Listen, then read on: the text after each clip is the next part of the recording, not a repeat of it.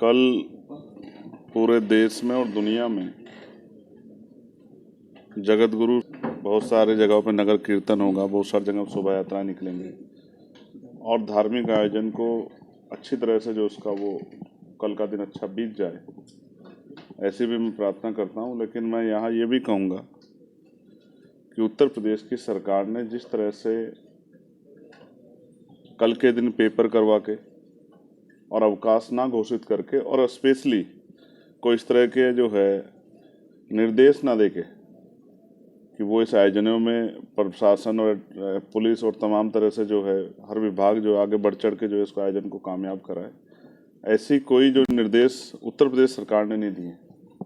इससे स्पष्ट होता है जब उन्होंने छुट्टी भी नहीं रखी, क्योंकि कई स्टेट ने रखी है, पंजाब ने रखी है, मैं पंजाब सरकार का धन्यवाद दूंगा, उत्तराखंड ने रखी है, उत्तराखंड सरकार का भी धन्यवाद दूंगा, वहाँ के मुख्यमंत्री जी का। लेकिन यहाँ जो मुख्यमंत्री हैं जो अपने आप को साधु कहते हैं, तो दुनिया के इतने बड़े संत के प्रकाश पर्व पर अगर अवकाश भी घोषित नहीं किया और पेपर करा के जो है अपमान करने का काम कर रहे हैं, तो हम लोग इस अपमान को भूलेंगे नहीं। ये जो अपमान, क्योंकि वो हर साल आते हैं, इस बार चुनाव नहीं है, शायद ना आए, प्रधानमंत्री जी भी आते हैं, वो भी आते हैं, लेकिन मुझे लग रहा है क्योंकि अभी चुनाव नहीं है उत्तर प्रदेश में, सबके अलग अलग तो शायद इस बार ना आए। इससे स्पष्ट होता है कि वो सिर्फ राजनीतिक फायदे के लिए ये नाटक करते हैं यहाँ के।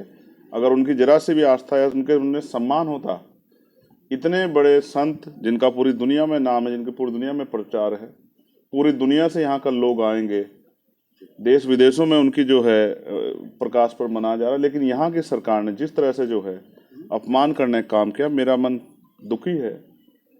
जब हम अधिकारियों से बात करते हैं तो वो मना कर देते हैं। मैंने आज हाउस में भी उठाया कि नई परंपरा नहीं शुरू कराएंगे, लेकिन अन्य धर्मों को तो जो है आप आर्थिक मदद भी कर रहे हैं और पुलिस लगा के, सारा व्यवस्था लगा के, अधिकारियों को लगा के वो आयोजन सफल भी करा रहे हैं। तो इसका मतलब आप जो सदगुरु रविदास जी महाराज में, जो संत कबीर जी में, जो भगवान बुद्ध में आस्था रखने वाले जो लोग हैं, उनकी भावनाओं का सम्मान नहीं करते। आप उनकी भावनाओं को आज जो है आपने नीचा दिखाने का काम किया। मैं गांव-गांव जाके लोगों के सामने बात बताऊंगा जो अपमान उत्तर प्रदेश सरकार ने किया, इस अपमान को हम लोग भूलेंगे। राहुल गांधी भी आते थे, प्रियंका गांधी आती थी, लेकिन अखिलेश यादव भी आते थे। ये पहला मौका है, अखिलेश यादव भी को निमंत्रण गया है, बड़ा नेता नहीं है। नहीं तो पहले स्लॉट बनता था कि 2 घंटे में ये दर्शन करेंगे, उसके बाद ये दर्शन करेंगे। आज आपको स्पष्ट तो हो गया कि उनकी जो भागदौड़ है वो चुनावी है और चंद्रशेखर आजाद की जो भागदौड़ है वो सच्ची है। वो इन महापुरुषों के त्याग, बलिदान, संघर्ष और योगदान के प्रति वो समर्पित भावना है और इनकी बाकी लोगों की भावना राजनीतिक है। मैं किसी को बुरा नहीं कहता, लेकिन ये तो वो दर है, यहाँ जो भी आएगा उसको संतों, गुरुओं, महापुरुषों का आशीर्वाद मिलेगा। और मैं कोशिश करूँगा, इस बार हम लोग उस शक्ति में नहीं हैं, लेकिन जब अवसर हमारे हाथ में होंगे तो हम अवकाश भी रखेंगे और ऐसा प्रकाश पर्व मनाएंगे कि भारत को नहीं, पूरी दुनिया को याद है। दिव्य भव्य कुंभ की बात होती थी, लेकिन अब जाम की बातें हो रही हैं। आप ये मत कहना कि ये विपक्ष के लोग आरोप लगा रहे हैं, मीडिया के साथी भी इस बात को देख रहे हैं कि 300-300 किलोमीटर के जाम लगे। मुख्यमंत्री कितने बड़े वादे कर रहे थे और धरातल क्या निकला? आपने 100 करोड़ लोगों को बुलाने की बात की, आप 30 करोड़ लोगों की व्यवस्था नहीं कर पाए। और फिर उसमें कितनी अव्यवस्था है, ट्रेनों के शीशे टूट रहे हैं, बस जो है पार्किंग की जगह नहीं है, लोग जाम में परेशान हैं, बच्चे रो रहे हैं, खाने पीने के सामान नहीं है। वहाँ 1 रुपए का सामान कई रुपए में देके लोगों की जेब काटी जा रही है। और मुख्यमंत्री जी इसी की बात कर रहे थे कि डिजिटल कुंभ है। ये डिजिटल कुंभ नहीं, ये डिजिटल लूट है जो उत्तर प्रदेश की सरकार जो है गरीबों के साथ कर रही है। जिन्होंने वादा तो किया सबको इन्विटेशन देके कि आ जाओ, और आज पुलिस बैरिकेडिंग लगा के रोक के कह रही है कि वापस जाके अपने घर में और अपने ही कहीं नहा लो। ये जो आस्था का अपमान इवेंट बना के आपने किया है, इसका जो है समय आने पे जनता भी आपको सोच समझ इसको वापस दे, क्योंकि बहुत सारे ऐसे लोग हैं जिनको अभी तक अपने परिवार के लोगों का नहीं पता लगा कि वो कहाँ है। बहुत सारी गाड़ियाँ ऐसी देखी गई जो गाड़ियाँ उसी दिन से खड़ी जिस दिन भगदड़ हुई थी, लेकिन मुख्यमंत्री चैन से सो रहे हैं और गरीबों का मजाक उड़ा रहे हैं। मैंने इतने निर्लज मुख्यमंत्री और सिर्फ एडवर्टाइजमेंट वाले मुख्यमंत्री नहीं देखे, जिनका काम है सिर्फ हर चीज़ का प्रचार करना और धरातल पे कुछ भी जनता को उसका फायदा होता है। आंकड़ों को लेकर के आपका पॉइंट ऑफ व्यू क्या है? क्योंकि सरकार ने तीसरी आंकड़ा दिया है जिसमें से 6 लोग को अभी भी जो मृत्यु प्रमाण पत्र है वो नहीं मिला। क्या यहाँ TV9 वाले हैं? जी। आपने नहीं देखा? वो आप ही के साथी हैं, किस तरह उनको धक्के दे दे के भगाएगा जब वो अपनी बात करे थे। मैं मीडिया के साथियों का धन्यवाद दूंगा कि उन्होंने धरातल की सच्चाई दिखाने का काम करा, वरना सरकार तो इसको भी डिनाई कर रही थी। क्या कहा सरकार ने कि भगदड़ हुई है, पुलिस के अधिकारियों ने क्या कहा? सिर्फ भगदड़ हुई है, छोटी सी भगदड़ है। और किस तरह लाशों के अंबार लगे हुए थे, किस तरह लोग रो रहे हैं, और उनसे कहा जा रहा है कि डेड बॉडी तब मिलेगी जब आप ये एक्सेप्ट करोगे, लिख कर दोगे कि ये भगदड़ में इसकी जान नहीं गई। राहुल गांधी भी दर्शन स्नान करने जा रहे हैं 15 तारीख महाकुंभ में को। जा आप रहे हैं। जाएंगे कि नहीं महाकुंभ में डुबकी लगाने? मैंने कहा मन चंगा तो कटौती में गंगा। जिसका मन साफ सुथरा है उसे कहीं जाने की जरूरत नहीं। मैं आपको स्पष्ट कर दूं, जिस तरह की अव्यवस्था है और लोगों के मन में भय पैदा हो रहा है कि जो लोग चले गए वो सही सलामत वापस आ जाए, वरना अगर जान चली गई तो कोई बाबा खड़ा होकर कह देगा कि इनको मोक्ष मिल गया। राहुल गांधी जी भी जा रहे हैं, राहुल गांधी जी भी जा रहे हैं। वो उनकी इच्छा है। देखो अपनी अपनी आस्था का विषय है, कोई किसी को ना रोक सकता ना बाध्य कर सकता। लेकिन हजारों लोग मरे हैं, हजारों लोग मरे हैं उस महाकुंभ में, तो इसमें आप क्या कहना चाहेंगे? वीआईपी कल्चर को किस तरीके से देखते हैं? कुंभ में वीआईपी कल्चर, वीआईपी कल्चर मुख्यमंत्री जी की देन है, ये उनका डिजिटल उपज है कि वीआईपी कल्चर होना चाहिए।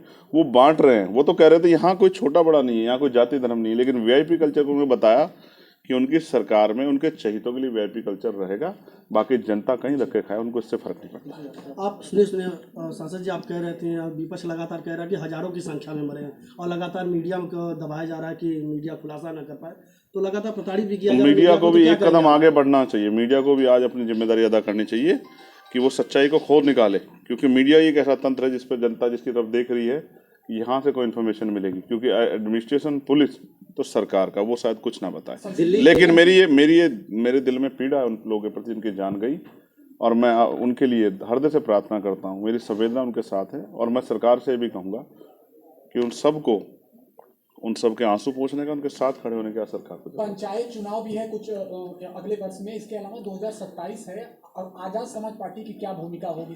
आप 3-4 दिन पहले पंचायत चुनाव का जिक्र कर देते तो शायद बहुत सारे नेता यहाँ आ जाते, तो आपने देर से जिक्र किया, ऐसे नेता यहाँ नहीं आए। तो मैं फिर ये कहूँगा कि हमारी तैयारी चल रही है, और हमारी तैयारी आपको जमीन पर दिखाई देगी। अगर डाका ना पड़े जैसे मिल्कीपुर में पड़ा, डकैती ना हो वोट के साथ, मिल्कीपुर में डकैती, लूट ना हो, आपको नहीं पता क्या लूट हुई? क्या अधिकारी क्या कर रहे थे? अधिकारी भाजपा के पोलिंग एजेंट बन के क्या कर रहे थे? आपने नहीं देखा?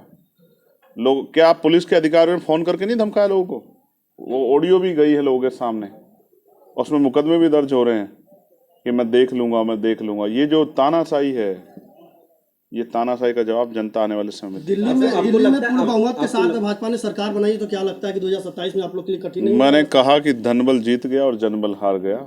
वोटों वाले हार गए और नोटों वाले जीत गए। पैसे के आधार का चुनाव गरीबों को आगे बढ़ने का रास्ता रोक देगा। गरीबों को अपने रास्ते बनाने पड़ेंगे, तब जाके बात आगे। कांग्रेस का रोल है। चुनाव आयोग कहीं ना कहीं सरकार के दबाव में है, जिस तरीके से मिल्कीपुर में हुआ। मुझे तो कभी कभी मीडिया भी दबाव में दिखती है। मैं इसलिए आपसे कह रहा हूँ, और मीडिया को निष्पक्ष होना चाहिए। मैंने चीफ इलेक्शन कमिश्नर राजीव जी की पीसी सुनी थी। उन्होंने कहा था कि हमारा जो पहला रिजल्ट आता है फर्स्ट राउंड का, वो 9:30 बजे आता है। आप 8:15 बजे गिनती बना देते हो, 8-10 पे की 30 सीटें पे आगे चल रहे हैं, 15 सीटें पे। ऐसा मत किया करो। जनता का आपसे विश्वास उठ गया ना, तो आप लेके कैमरे घूमते रहो, कोई आपसे बात नहीं। सांसद जी, एक सवाल है कि केजरीवाल के बाद अब पंजाब में भी राजनीतिक सक्रियता बढ़ी है, क्या आजाद समाज पार्टी पंजाब को लेकर गंभीर है? आप पंजाब नहीं, हम अपना काम कर रहे हैं, और मुझे उम्मीद है, मैं ये नहीं कहता कि हम एक दिन में बहुत कुछ बदल देंगे, लेकिन धीरे धीरे शुरुआत होती है। ये कोई भी पार्टी एकदम से आगे नहीं बढ़ती, कोई भी पार्टी एकदम से पीछे नहीं हटती। हम कड़ी दर कड़ी आगे बढ़ रहे हैं। एक एक वोट वैल्यूबल होता है। आप समझते हैं भारत में वोट की क्या वैल्यू है?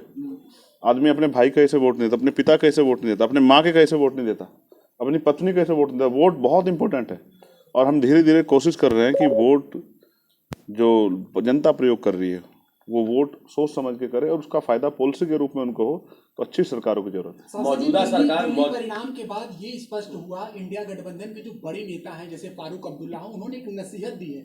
उन्होंने कहा है कि आप इसी तरह अगर लड़ते रहेंगे तो कहीं ना कहीं आगे आने वाले चुनाव में आपको ऐसे ही परिणाम देखने को मिले। आपको क्या लगता है, इंडिया गठबंधन में कहीं सब कुछ ठीक? इंडिया गठबंधन नहीं है, सत्ता की लड़ाई है। हरियाणा भी आपने देखा और दिल्ली भी देखा, सिर्फ सत्ता की लड़ाई। और महाराष्ट्र में भी आपने देखा, उत्तर प्रदेश के एक दल को जो इसी अलायंस का हिस्सा था, किस तरह से उनको अपमानित किया गया। ये सब आपने देखा, मैंने भी देखा, और दुनिया भी देख रही है कि संविधान को बचाने की बात करने वाले लोग सिर्फ कुर्सी पे बैठने का प्रयास कर रहे थे, और अब वो कुर्सी जो है, जब वो वाला चुनाव खत्म हो गया तो स्टेट की कुर्सी पे अपने अपने आप आगे बढ़ने का प्रयास कर रहे हैं। इससे जनता का शायद भला ना। बाबा साहब को लेकर जो मौजूदा सरकार है वो बहुत गंभीर दिख रही है। वो बाबा साहब की चर्चा बार बार करती है और आरोप कांग्रेस पर लगाती है कि बाबा साहब का सम्मान कांग्रेस के समय में नहीं हुआ। हम बाबा साहब के सम्मान करने वाले लोग हैं। मुख्यमंत्री भी बार बार कहते हैं, यूपी के, और नरेंद्र मोदी जी भी करते हैं। ठीक है, आपका क्या विचार है कि क्या वाकई एनडीए गवर्नमेंट कल का जो अवकाश नहीं है और कल के लिए जो निर्देश नहीं दिए गए, ये इस बात का उदाहरण है कि वो बाबा साहब का या संतों का कितना सम्मान करते हैं। हाथ कंगन को आरसी क्या और पढ़े लिखे को फारसी क्या, प्रत्यक्ष प्रमाण की जरूरत नहीं थी। कल का दिन मैं आपको ऑर्डर दिखा दूंगा, उत्तराखंड गवर्नमेंट, वहाँ भी भाजपा की सरकार है, मैं उनका ऑर्डर दिखा दूंगा। उन्होंने कहा है कि सभी गुरु घरों पे स्वच्छता और उनको सजावट की और उनका इंतजाम जो है अच्छा किया जाए। पंजाब सरकार ने उनसे पहले किया, लेकिन उत्तर प्रदेश की सरकार सिर्फ एडवर्टाइजमेंट करती रह गई और पेपर करा रहे हैं। पेपर करा के जो है बच्चों को इन्वॉल्वमेंट करके, उस तरह से उनकी हमारी धार्मिक आस्था को ठेस पहुंचा के, अपमान करके जो है तमाशा देखने वाले मुख्यमंत्री को मैं आपसे आज वादा करता हूं कि मैं ये बात लेके कमजोर वर्गों के बीच में जाऊंगा कि उत्तर प्रदेश की सरकार ने कैसे हमारी आस्था का और हमारे धार्मिक उत्सव का मजाक बनाया, कैसे हमारे सतगुरु रविदास जी महाराज का अपमान किया। लेकिन यही मुख्यमंत्री तो कहते हैं कि कुंभ में जो भगदड़ हुई, इसके पीछे लोग पहले दिन से ही साजिश करने में लग गए थे। कहाँ है कि फिर मुख्यमंत्री अगर साजिश नहीं रोक पा रहे हो तो क्यों कुर्सी पे बैठे चिपक के? छोड़ दो कुर्सी, किसने रोका है आपको?